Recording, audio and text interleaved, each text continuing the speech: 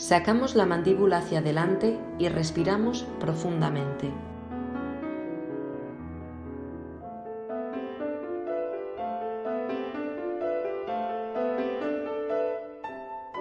Movemos la mandíbula a la izquierda y respiramos.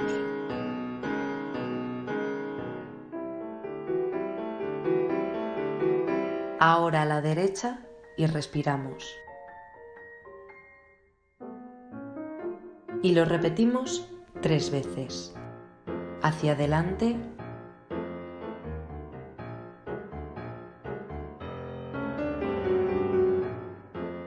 Izquierda.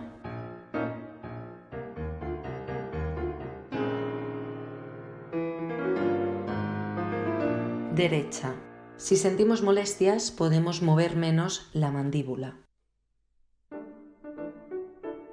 Hacia adelante.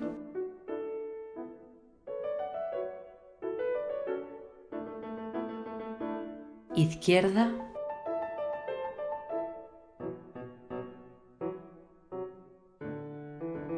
Derecha.